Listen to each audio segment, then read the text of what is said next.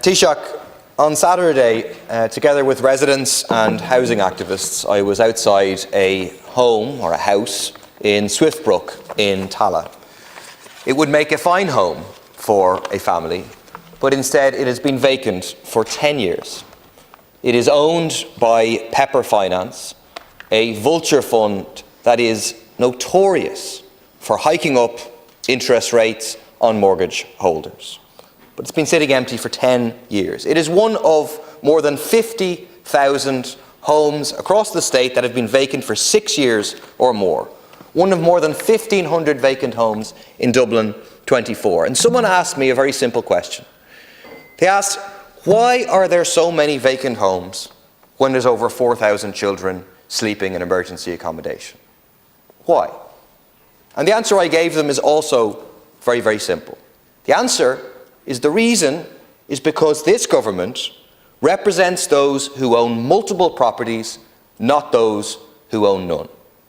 And that's the central truth of politics, which is attempted to be covered up all the time. That we have a government that is not striving to house everybody, to address the health crisis, to address the climate crisis. No, we have a government that represents those who profit and benefit from the housing crisis. A government that represents those who profit from the health crisis.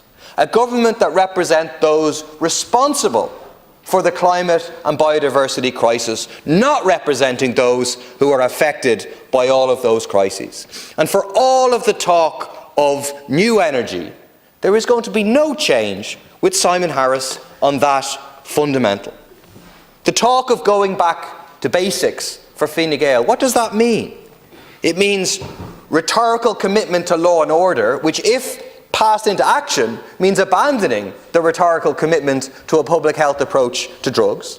It means tax cuts for businesses, cuts to the lowest rates of employers' PRSI in the whole of the European Union. You're going to cut it. It means extending relief for developers on development levies, for developers, giving them another break. And what does it mean for workers? It means the promised sick days are threatened to be taken away from them. On climate action, Eamon Ryan gives it away when he says we're only warming up. There's a tragic truth to that about the whole world. We're heading to absolute disaster. Our eyes are wide open. And you're in government with a man who made a speech with Ardèche promising that he would fight for the right of big dairy farmers to pollute our rivers. A government that is committed to expanding data centres with no problem about the water, no problem about the electricity, no problem about the direct burning of the gas. And unfortunately, with the help of some so-called independents, the government gets a stay of execution. You avoid a general election, but you cannot avoid a local and European election in 8.5 weeks' time. And this will be people's opportunity to serve an eviction notice on this government, to kick you out of the councils, to kick you out of the European Parliament, and hopefully kick out the European Commission President that you support, a supporter of genocide, Ursula von der Leyen, from her position. But also to serve notice on this government that fundamental change needs to be coming.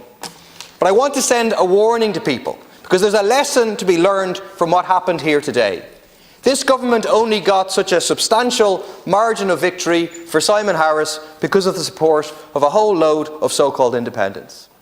Most of these independents started their political career in Fianna Fáil or Fine Gael and fell out with them.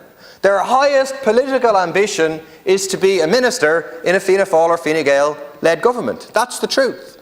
The independents who will stand in local elections across much of the country are much of the same. Key question for every single candidate and party: will you commit not to prop up Fianna Fáil and Fine Gael? Will you commit to give a fundamental alternative after the next election?